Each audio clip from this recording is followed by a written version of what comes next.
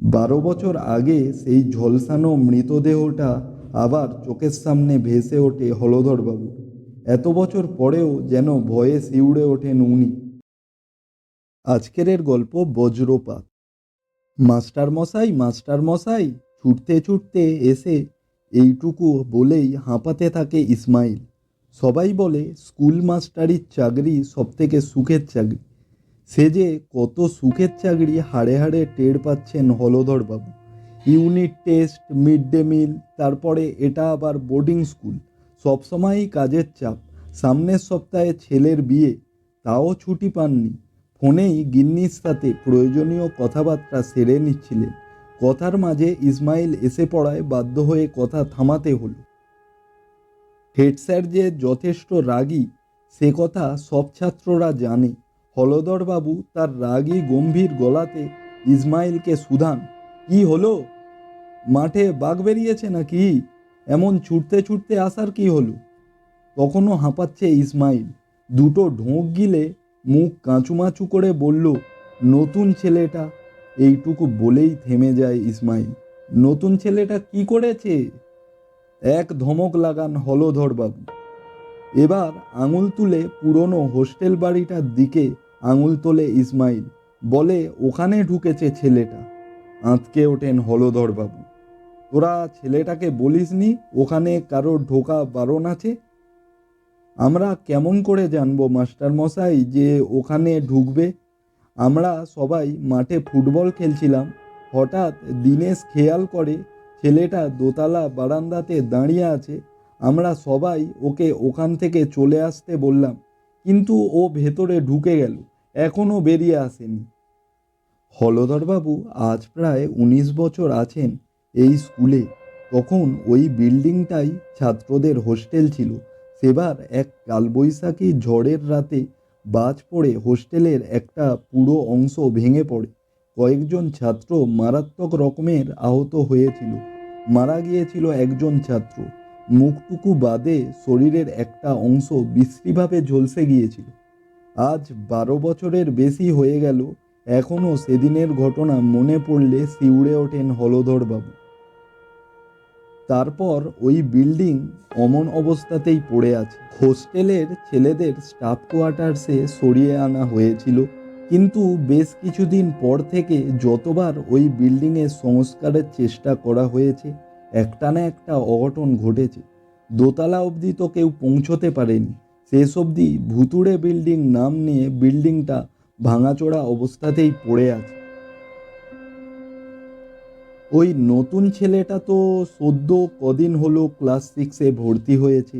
ওর বাবা মা দুজনেই কিভাবে মারা গেছে জ্যাঠা এসে ভর্তি করে দিয়ে গেছেন।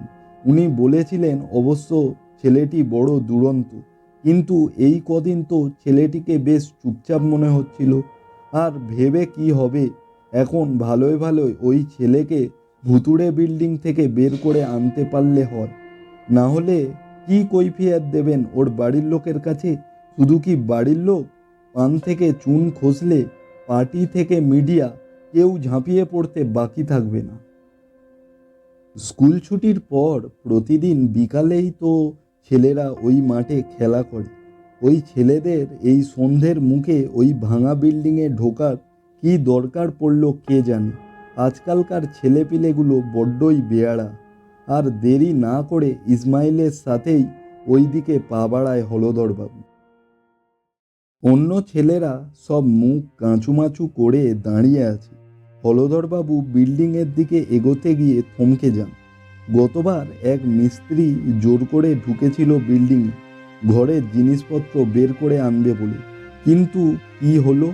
সবার চোখের সামনে সুস্থ মানুষটা মুখে রক্ত উঠে মারা গিয়েছিল। ডাক্তার ডাকার সময়টুকু অবধি পায়নি। খানিক পিছিয়ে আসেন হলধরবাবু। যা তো, স্টাফ কোয়ার্টার্স থেকে স্যারদের ডেকে নিয়ে আয়। হলধরবাবু ছাড়াও আরও দুজন স্যার থাকেন এখানে। একা কোনো সিদ্ধান্ত নেওয়ার থেকে সবাই মিলে ভেবে কাজটা করাই ভালো। হলধরবাবু মুখ থেকে কথাটা বের হতে না হতে দুজন ছেলে ছুট লাগায়। হলধরবাবু হাঁক পাড়েন, রামদানিকেও ডেকে আনবি।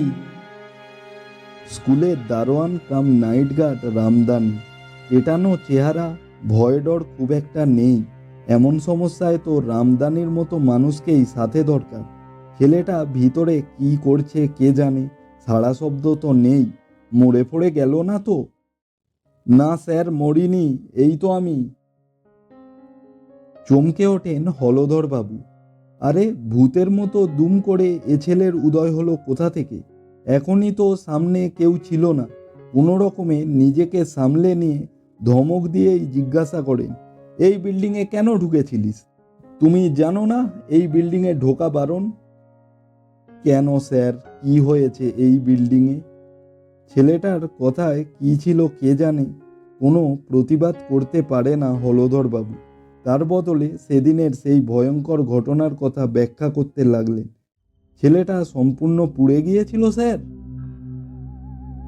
12 বছর আগে সেই ঝলসানো মৃতদেহটা আবার চোখের সামনে ভেসে ওঠে হলধর বাবু। এত বছর পরেও যেন ভয়ে শিউরে ওঠেন উনি। সামনে দাঁড়ানো নতুন ছেলেটাকে হাসতে দেখে মাথায় আগুন জ্বলে যায় হলধর বাবুর। বাজখাই গলাতে জিজ্ঞাসা করেন, হাসির কি হলো? ছেলেটা তার পুল ওভারটা খুলে ফেলে। দেখুন তো স্যার, এর থেকে বেশি কি পুড়েছিল? চমকে ওঠেন হলধর বাবু। কি বীভৎসভাবে পোড়া শরীরের বাম দিকটা! এ তো সেই 12 বছর আগে বাজ পড়ে ঝলসে যাওয়া ছেলেটাকে দেখে মনে হচ্ছে। আকাশের মেঘ তো ছিল না, তবু জোরে জোরে বিদ্যুতের চমক আর মেঘের গর্জন। কাছাকাছি কোথায় বোধহয় বাজ পড়ল। ভয়ে হাত পা ঠান্ডা হয়ে আসে হলধর বাবুর। উনি পিছনের দিকে জোরে ছুটতে লাগেন। ওই তো বঙ্কিমবাবু আর দয়ালবাবু আসছেন। দয়ালবাবুই জিজ্ঞাসা করেন, ছেলেরা কি বলল? কিছুই তো বুঝতে পারলাম না, কে ঢুকেছে ওই বিল্ডিংয়ে?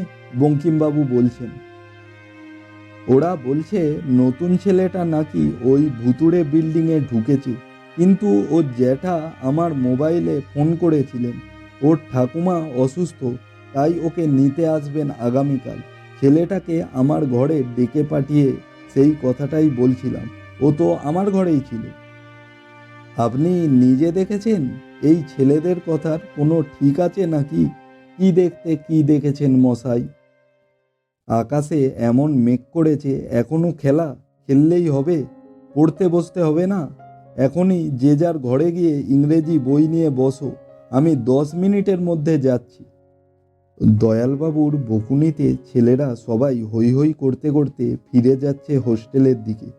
ছেলেরা কি দেখতে কি দেখেছে হতে পারে, কিন্তু হলধরবাবু একটু আগে নিজে যা দেখেছেন তা ভুলবেন কি করে? কিন্তু সে কথা বলতে গেলে কেউ বিশ্বাস করবে না। কাউকে কিছু না বলে ধীর পায়ে নিজের ঘরের দিকে পা বাড়ান হলধরবাবু। মনে মনে ঠিক করে ফেলেন, ছুটি না পেলেও কাল সকালে মেডিকেল লিভ নিয়ে বাড়ি চলে যাব। আর মাত্র 3 বছর চাকরি আছে। গিন্নির কথা মতো এবার বাড়ির কাছাকাছি ট্রান্সফার নেওয়ার চেষ্টা করতেই হবে। সো বন্ধুরা, গল্প কেমন লাগলো?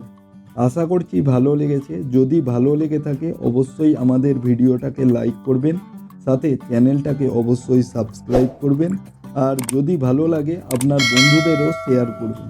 আজকের ভিডিও আমরা এখানেই শেষ করছি। দেখা হবে অন্য আরও একটা নতুন ভিডিওর সাথে। Tata, bye bye.